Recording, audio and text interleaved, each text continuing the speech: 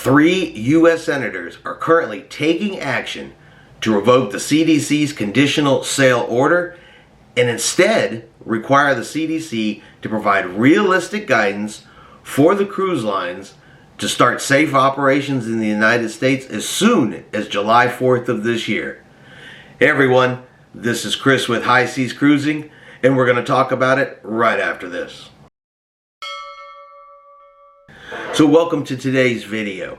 So introduced by Florida Senator Rick Scott, along with Senator Marco Rubio, also from Florida, and Senator Dan Sullivan from the state of Alaska, the Careful Resumption Under Improved Safety Enhancement Act, or the Cruise Act for short, would require the CDC to issue recommendations on how to reduce the risk of COVID-19 on board cruise ships and instead establish an interagency group to develop recommendations for the restart of cruise ship operations in the United States no later than the 4th of July 2021. Now, the Cruise Act also requires the current framework for conditional sailing to be revoked by the CDC also no later than July 4th of 2021, but also does ensure that the CDC retains the authority to enforce regulations necessary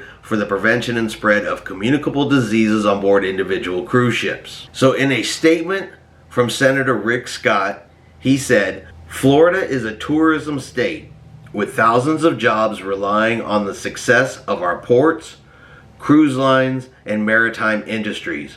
While many sectors of the economy have been safely operating for months under CDC guidelines, Floridians and those across the nation that rely on the cruise industry for work continue to wait for updated guidance from the CDC. The CDC's refusal to properly address this shutdown is wrong, and it's time to get the cruise lines open safely.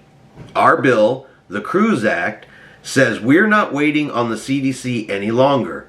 Cruises can and should resume, and we're going to do everything we can to bring back our cruise industry safely." So what we have here is another voice joining into the ever-growing chorus of individuals, groups, and companies that are pointing out that the CDC's conditional framework for sailing is doing nothing to actually provide any guidance to get the cruise lines sailing in any kind of timely manner. Recently, the CDC is facing lawsuits from Florida over the resumption of cruising. Norwegian Cruise Lines has submitted recommendations to the CDC stating that their health and safety protocols and their vaccine-required cruises for both passengers and crew members exceeds anything the CDC has put out at this point, yet the CDC has still not responded to Norwegian Cruise Lines. CLIA is involved, attempting to get the CDC to eliminate the framework for sailing to allow cruise lines to resume. And so far, the only movement we've actually seen from the CDC is they did remove the 12-hour rule from gangway usage of passengers getting on and off the cruise ship.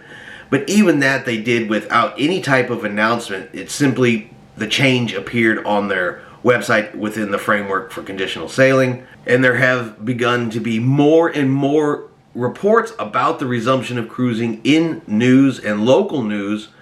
All of this together simply continues to put pressure on the CDC and through the federal government to get cruising resumed as soon as possible, but in a safe manner. Now, Senator Dan Sullivan from Alaska stated that unlike the airlines, rail, and other modes of transportation, and all other sectors of the hospitality industry for that matter, the cruise lines have been denied clear direction from the CDC on how to resume operations.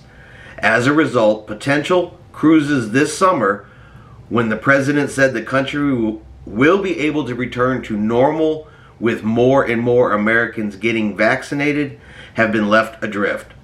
The foot-dragging, mixed messages, and unresponsiveness of the CDC leaders is totally unacceptable and ultimately endangering the livelihoods of hundreds of thousands of Americans and the hundreds of small businesses across Alaska that rely on the tourism sector. my legislation with Senator Scott and Rubio will accomplish what letters, meetings, and repeated phone calls have not, directing the CDC to finally provide timely guidance and a plan for cruise ships to safely and responsibly welcome passengers again this summer. So this statement says what a lot of other statements have been saying recently. It's, you can fly on a plane, you can take a train, you can go to a theme park, you can go to a sporting event, a restaurant, you can gather together in groups as long as you're vaccinated. Yet, you cannot take a cruise. Even though we have had hundreds of thousands of passengers across the cruise lines departing from other locations, Europe and Asia, that have been sailing successfully week after week without incident, proving that the health and safety protocols that they are using do work.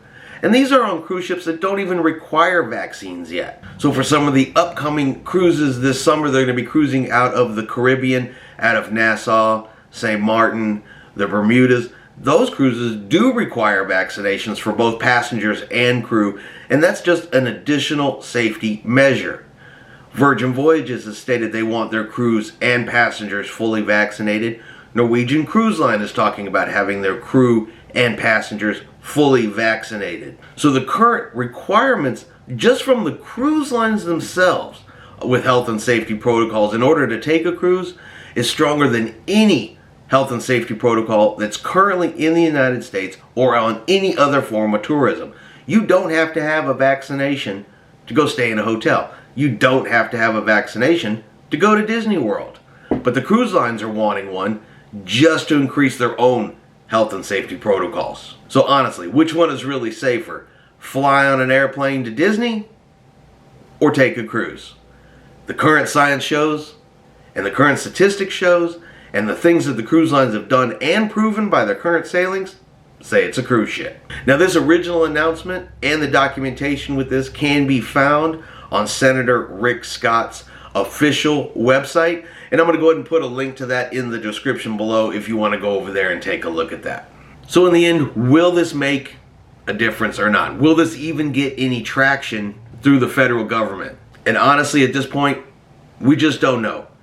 The CDC is not responding to Norwegian, they're not responding to CLIA, they're definitely not responding to any criticism of the conditional framework to sailing. Maybe they're working behind the scenes. Maybe there's stuff going on that we just don't know. But in statements made from cruise lines and from CLIA, you get the real impression that the CDC is simply ignoring the problem with no desire to make any changes, with no desire to work with the cruise lines, and no real desire for the resumption of cruising.